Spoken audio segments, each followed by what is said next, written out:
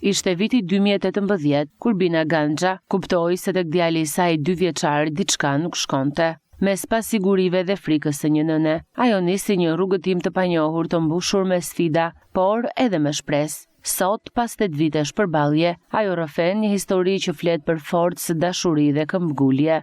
Që në moshën 2 vjeç. Kuptova që nuk po sillesh, nuk po përqendrohesh, po i pa përqendruar, nuk fliste, këto kishte. Në fillim e kam shkuar në çerdhe, më thanë të vjen çerdhe, pastaj atë çerdhe u kuptua që ki donte. Pastaj ludha me qendrën dhe solla. Dhe në shkollë kam mësuese ndihmëse dhe me mësuesen e klasës, është shumë mirë. Bina tregon rrugëtimin e saj për forcën, durimin dhe mirëkuptimin ndaj djalit, duke u kthyer në një shembull frymëzues për prindër të tjerë që përballen me sfidat e ngjashme. Kemi parë shumë përmirësime tek qendra. Unë jam shumë e kënaqur me mësuesit. Sa herë ke ja vini? 5 herë.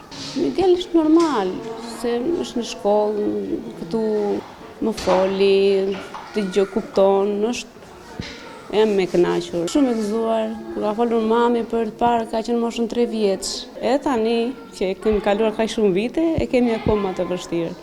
Se nuk ndihemi mirë. Më pengon se duhet të jem pas tia. Nuk mund ta lë dot vetëm. Do të jem gjithmonë pas tia. Dhe ai gjithmonë do të kudo që të vete unë do jetë edhe ai me mua. Vetëm nuk e lë dot. Këto janë ato vështirësitë e një fëmije që është i veçantë. Mesazhi i saj për prindrit e tjerë është i thjeshtë por i fuqishëm, të mos dorëzohen kurrë dhe të besojnë tek fëmijët e tyre.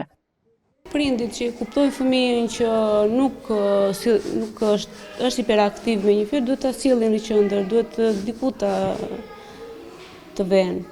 Se bën mirë për fëmijën e vet, po mos të ndruhen nga se është një ndihmë për fëmijën.